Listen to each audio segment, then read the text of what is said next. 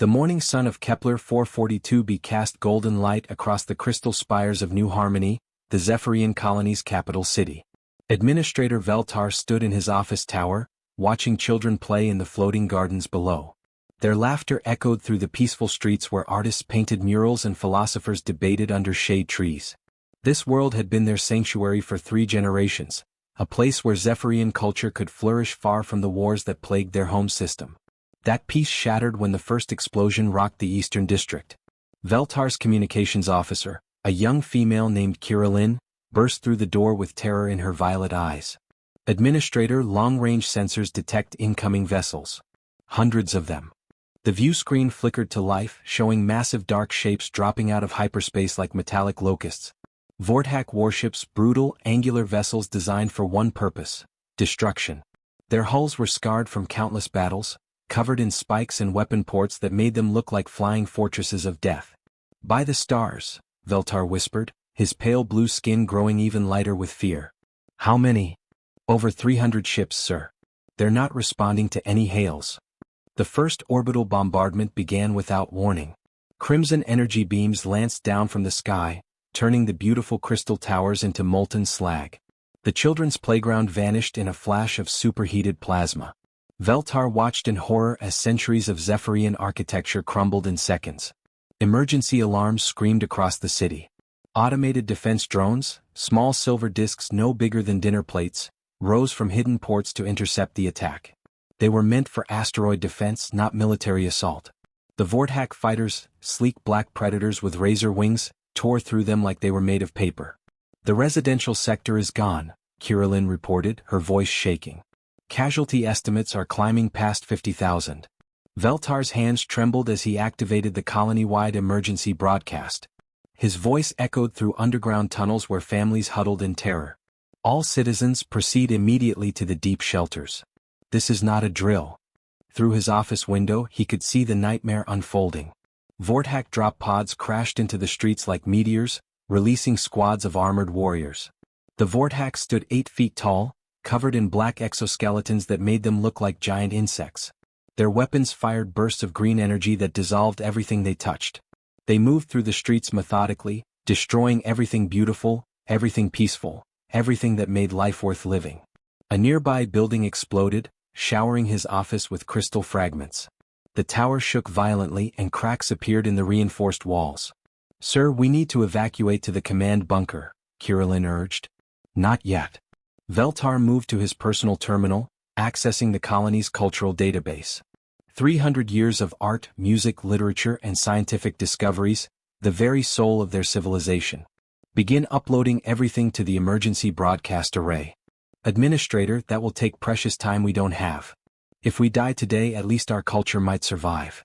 His fingers flew over the holographic interface, compressing lifetimes of knowledge into data packets. Songs his grandmother sang, poems that captured the beauty of distant nebulae, mathematical theorems that unlocked the secrets of faster-than-light travel. Another explosion, closer this time. Through the smoke and debris, Veltar could see Vorthak combat mechs stomping through the ruins. The mechanical giants stood 20 feet tall, their multiple arms ending in various weapons of destruction. They moved like metallic spiders, crushing anything in their path. "Upload complete," Kirillin announced. "But sir, our planetary shields are failing. We have maybe 10 minutes before they break through to the deep shelters." Veltar looked out at his dying world one last time. Fires burned where schools once stood. The great library of accumulated wisdom was now a crater. The memorial gardens, where they honored those who came before, lay buried under twisted metal. He activated the emergency communications array, broadcasting on every frequency known to galactic civilization. His voice carried across the stars, a desperate plea from a dying world. "This is Administrator Veltar of the Zephyrian colony on Kepler 442b. We are under attack by the Vorthak horde. Our defenses have failed. 2.3 million civilians need immediate evacuation. We offer our complete cultural archives, our scientific knowledge, and our eternal gratitude to anyone who can provide sanctuary. Please, to any civilized species receiving this transmission, help us. Time is running out."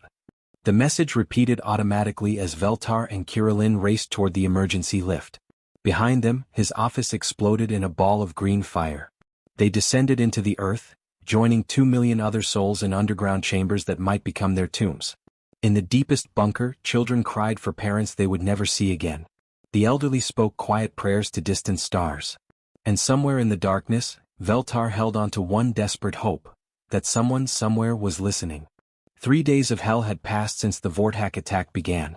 In the deep underground shelters of Kepler 442b, the surviving Zephyrians lived like ghosts. The air recyclers worked overtime, struggling to keep 2 million people breathing in spaces meant for half that number. Emergency rations were already running low, and the medical bay overflowed with wounded civilians. Veltar moved through the cramped corridors, trying to maintain hope among his people. Children who once played in sunlit gardens now huddled in dark corners, their parents whispering reassurances they didn't believe themselves. The elderly shared stories of their homeworld, keeping culture alive with nothing but memory and voice. "Administrator," Kirillin called out, her voice echoing through the command bunker. "Something's happening on the surface." Veltar rushed to the sensor station, where a small array of hidden cameras still functioned above ground. The screens showed a nightmare landscape. Where New Harmony once stood, only twisted metal and smoking craters remained. The Vortak had moved on after stripping the world bare, but their message was clear: this is what happens to those who resist. Then the sky changed. Massive shapes dropped out of hyperspace with flashes of blue light. 20 warships materialized above the dead planet, their hulls gleaming silver and gold in the pale sunlight. These weren't the crude, spike-covered vessels of the Vortak. These ships had smooth, elegant curves that spoke of advanced technology and sophisticated design. "They're broadcasting on standard frequencies," Kirillin reported, her fingers dancing across the communication panel. "Identification codes show them as hegemony of Slar vessels." The lead ship was a monster, nearly 2 miles long with weapon ports covering its hull like the scales of some metallic serpent. Smaller escort vessels flanked it, their sleek forms bristling with shield generators and defensive arrays. These were ships built for conquest, not protection. A transmission crackled through the speakers, the voice cold and mechanical. "Zephyrian survivors, this is Captain Thexmore of the Slar battlecruiser Dominion.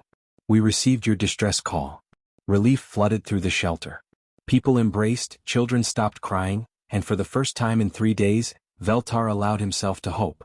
"We're saved," someone whispered in the crowd. But Captain Thexmore wasn't finished speaking. "The hegemony offers protection and evacuation services. However, our terms are non-negotiable and must be accepted immediately." The hope died as quickly as it had come.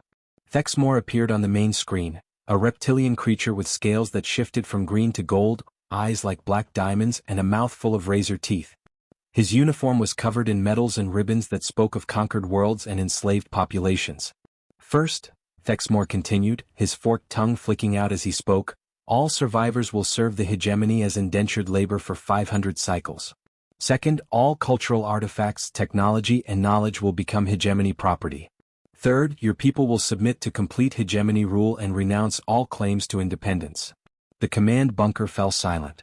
500 cycles meant 20 generations of slavery. Their children's children would die in bondage, never knowing freedom. "You're offering us slavery," Veltar transmitted back, his voice barely controlled. Thexmore's laugh was like breaking glass. "I'm offering you life, Administrator. The alternative is rotting in those tunnels until your air runs out. You have 1 hour to decide." Veltar looked around at his people.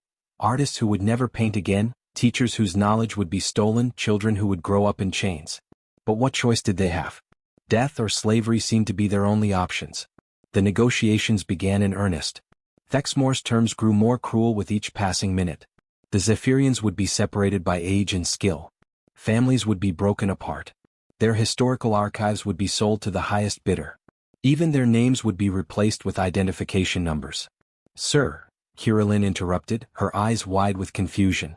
"Long-range sensors are detecting new contacts. Multiple ships approaching at incredible speed." Through the view screen they watched new vessels drop out of hyperspace. But these ships were different from anything they'd ever seen. They were smaller than the Slar battlecruisers but moved with deadly precision. Their hulls were dark gray, covered in angular armor plating and weapon systems that looked both primitive and terrifyingly effective. Captain Thexmore's scaled face twisted with annoyance. "Unknown vessels, identify yourselves immediately. I claim salvage rights to this system and its inhabitants."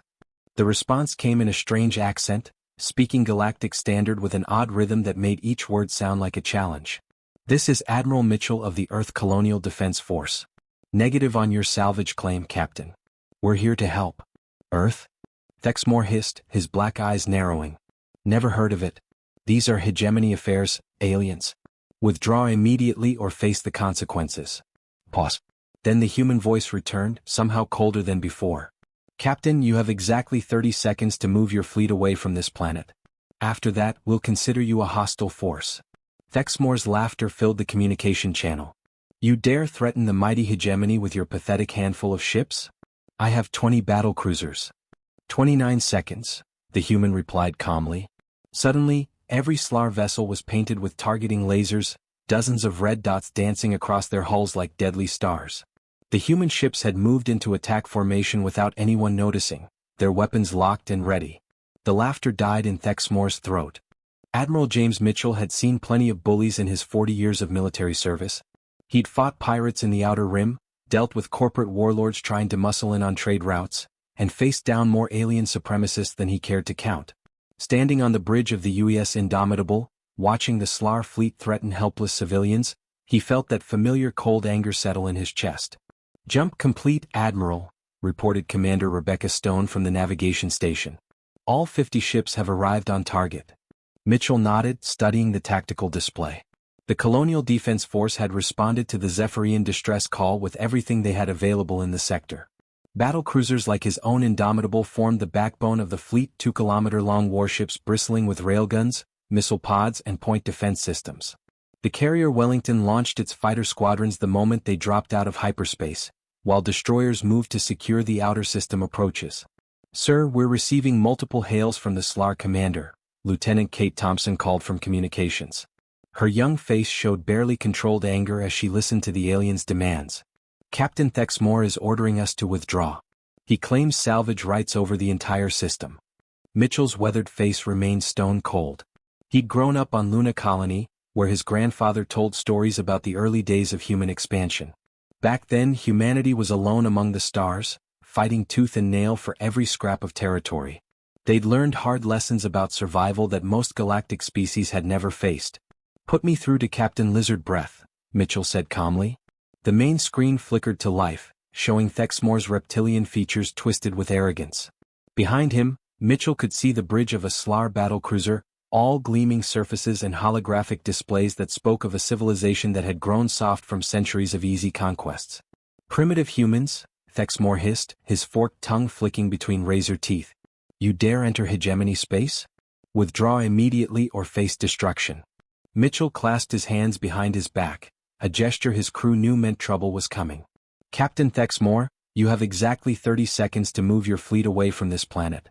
After that, we'll consider you a hostile force. You threaten the mighty hegemony with your pathetic handful of ships?" Thexmore's laughter was like breaking glass. "I command 20 battlecruisers. Your primitive technology is no match for SLAR superiority." 29 seconds, Mitchell replied, his voice carrying the weight of absolute certainty. Lieutenant Commander Ryan Baker sat at the weapons station, his fingers hovering over the targeting controls. The young officer had grown up hearing stories about the hegemony's protection rackets, entire species enslaved under the guise of salvation. His jaw was tight with controlled fury. "Weapons hot," Mitchell ordered quietly. "Paint their ships." What happened next sent shockwaves through both fleets. Every human ship opened fire simultaneously, not with destructive weapons, but with targeting lasers. Dozens of red dots danced across the hulls of SLAR vessels like deadly fireflies. The precision was terrifying. Each dot marked a critical system: engines, weapon batteries, shield generators, life support. The human ships moved with predatory grace, shifting into attack formation like a pack of wolves surrounding their prey. The destroyers Manchester and Birmingham flanked the SLAR formation from above and below. The battlecruiser Texas locked weapons on Thexmore's flagship while the Edinburgh positioned itself to block any escape route. "Impossible," whispered one of the SLAR bridge officers, his scales shifting to pale yellow with fear. Captain Thexmore's arrogant expression crumbled as he realized what he was seeing. The humans hadn't just targeted his ships, they targeted specific weak points that even SLAR engineers didn't know existed. Somehow these primitives had analyzed hegemony technology and found every vulnerability in seconds. How are they doing this? Thexmore demanded of his tactical officer. Sir, their targeting computers appear to be running combat simulations in real time. They've identified structural weaknesses we didn't even know we had. Mitchell's voice cut through the chaos on the Slar bridge. Captain, your ships are now marked for destruction. My tactical officer tells me we can disable your entire fleet in approximately 4 minutes and 37 seconds. Would you like a demonstration? The Texas fired a single railgun round not at the Slar ships, but at a piece of debris floating nearby. The tungsten slug, traveling at a significant fraction of light speed, vaporized the metal chunk completely. The energy release lit up sensors across both fleets. That was our lightest weapon, Mitchell added conversationally. Our heavy guns can punch through your shields like they're made of tissue paper. Panic spread through the Slar fleet. These humans fought like nothing they'd ever encountered. No threats, no boasting, just cold mathematical precision and overwhelming firepower. Bridge officers frantically ran calculations, trying to find some tactical advantage, but the numbers were horrifying. The human ships had positioned themselves perfectly to exploit every weakness in Slar formation doctrine.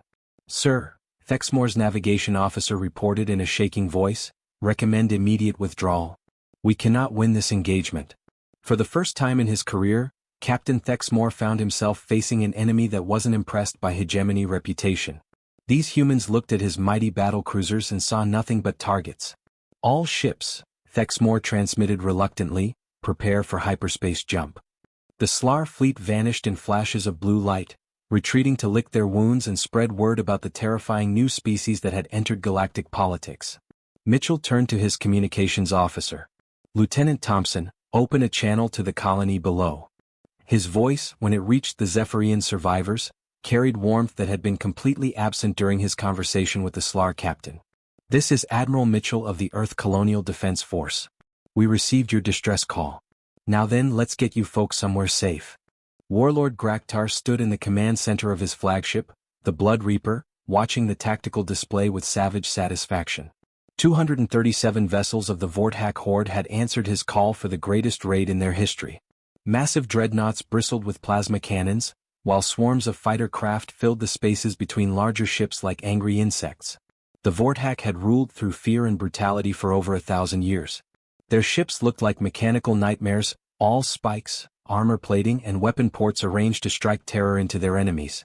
Graktar himself was a perfect example of his species. 9 feet tall, covered in chitinous black armor that grew from his skin, with 4 arms ending in razor-sharp claws. His red eyes burned with the joy of anticipated slaughter.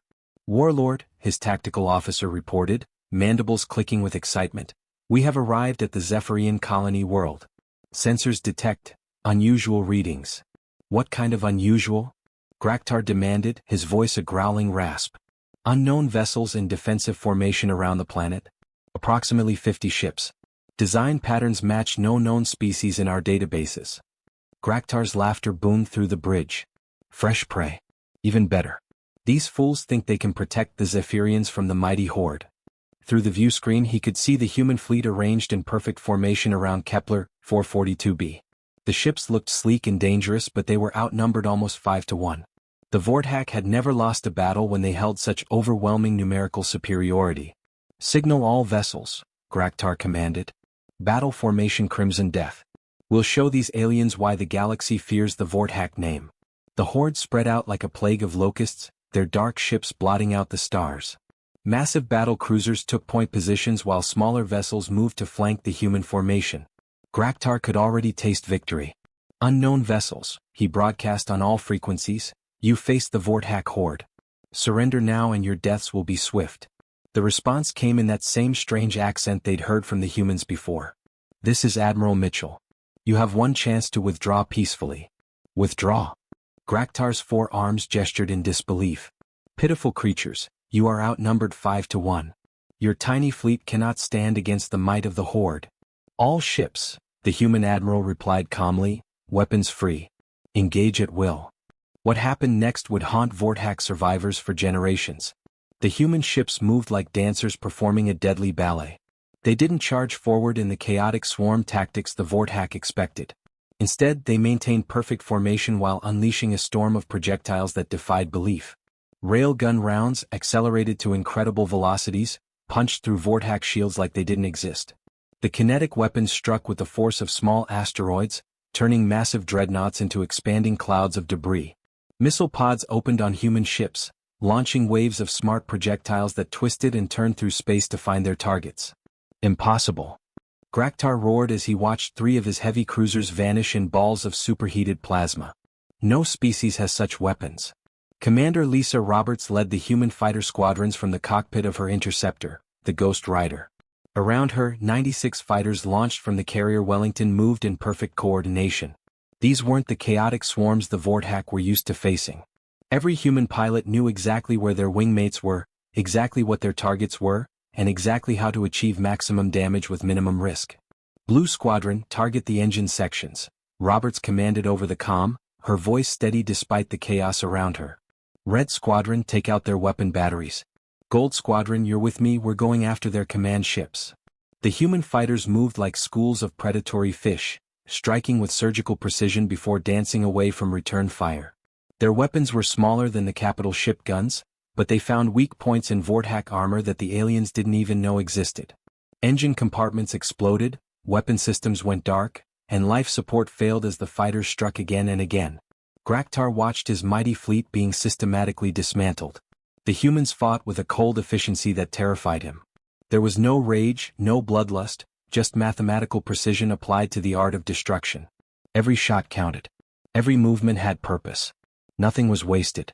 "Sir, we've lost 60% of our fleet," his tactical officer reported, terror replacing the earlier excitement in his voice. "Recommend immediate withdrawal." "No." Graktar slammed his claws into the command console. "Signal all ships ramming speed. If we must die, we take these demons with us." But even desperate courage wasn't enough. The human point defense systems lit up space with streams of projectiles, intercepting the kamikaze attacks before they could reach their targets. Vorthak ships exploded one after another, their dying screams echoing across communication channels. In less than 2 hours, the greatest raiding force in Vorthak history was reduced to scattered wreckage and a handful of fleeing survivors. Those few vessels that managed to escape jumped to hyperspace, broadcasting frantic warnings about the demon warriors from the death world called Earth. Admiral Mitchell's voice cut through the aftermath, offering terms the Vorthak couldn't understand. "Any surviving vessels, this is your final chance to surrender. Lay down your weapons and we'll provide medical assistance." Most chose death over surrender. In Vorthak culture, defeat brought only shame. As the last enemy ship was silenced, the human fleet reformed around Kepler 442b, ready to continue their mission of protection. They had faced the galaxy's most feared raiders and made it look easy. The age of human expansion had begun. 3 months had passed since the Battle of Kepler 442b, and Administrator Veltar could hardly believe his eyes. Where smoking ruins once lay, a new city rose from the ashes. But this wasn't just a rebuilt Zephyrian colony, it was something entirely new. The central plaza buzzed with activity as human construction mechs worked alongside Zephyrian artisans. The humans had brought massive fabrication units, house-sized machines that could reshape raw materials into building components with incredible precision. But instead of imposing their own architectural style, they'd studied Zephyrian designs and enhanced them with human engineering. Crystal spires now rose higher than ever before, reinforced with human composite materials that made them nearly indestructible. The floating gardens were back, but improved with gravity manipulation technology that let plants grow in impossible spirals and curves. Children from both species ran through the space, their laughter echoing off walls that sparkled with embedded defense systems disguised as decorative patterns. "It's incredible," Veltar said to Colonel Mark Davis, the human liaison officer assigned to coordinate the rebuilding effort. Davis was a quiet man in his 50s, with gentle eyes that had seen too much war but still held hope for peace. "Your people didn't just save us, you're helping us become something better." Davis smiled, watching a group of human and Zephyrian youngsters playing an intricate game that seemed to involve floating holographic pieces. "That's what neighbors do, Administrator. We believe everyone deserves a chance to reach their potential." The cultural exchange program had grown beyond anyone's expectations. Initially, it was meant to help humans understand Zephyrian needs during reconstruction. Now it had become a model for cooperation that other species across the galaxy were studying. Human engineers learned Zephyrian artistic techniques, creating buildings that were both functional and beautiful. Zephyrian philosophers worked with human scientists to develop new theories about consciousness and artificial intelligence. In the education center, Commander Patricia Wells, a former military engineer turned teacher, was demonstrating defensive shield technology to a mixed class of students. Her explanation was simple enough for children to understand, but sophisticated enough to fascinate the adults who also attended. The key is redundancy, she explained, manipulating a holographic display showing overlapping energy fields. One shield might fail, but 6 shields working together can protect an entire planet. A young Zephyrian raised her hand, her violet eyes bright with curiosity. Commander Wells, why do humans share this technology? Other species keep their military secrets. Patricia paused, considering her answer carefully. Because security isn't something you hoard, it's something you build together. A galaxy where everyone can defend themselves is safer for everyone. The impact of human intervention had spread far beyond Kepler 442b. In the 3 months since the battle, Ambassador Helen Carter had established contact with 47 different species. Her ship, the diplomatic vessel Unity, had become a familiar sight in systems across the Outer Rim. The gentle collective of Andera had reached out first, a species of crystalline beings who existed primarily as living music. Their homeworld was threatened by corporate mining operations, and traditional galactic law offered no protection for non-sentient, musical entities. The humans not only provided legal support but helped establish the collective's rights as a unique form of life.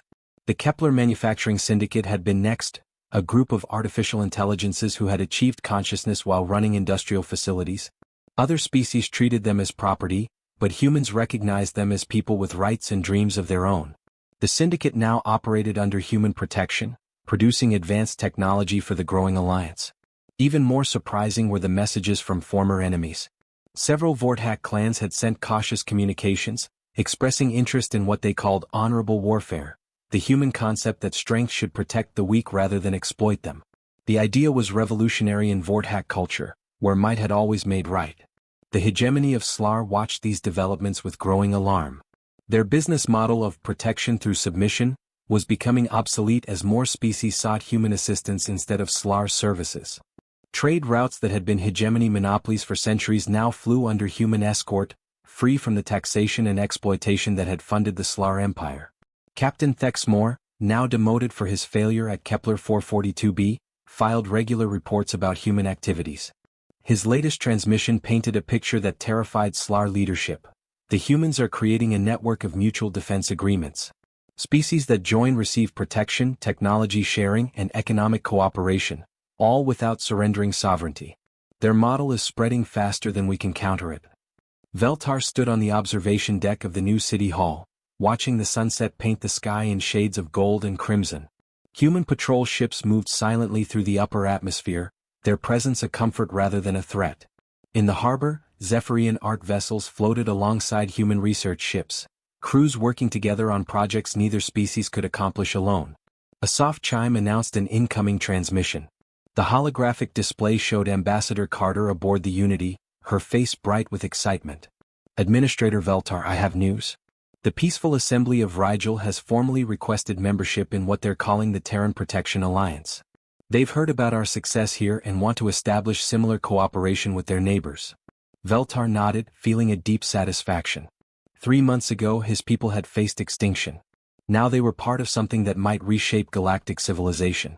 Ambassador, he replied, tell them they're welcome. We have much to share. As he ended the transmission, Veltar reflected on the miracle that had saved his people. A desperate SOS had brought them not conquerors or exploiters, but guardians who measured their worth not by what they could take, but by what they could give. The galaxy would never be the same. The ND.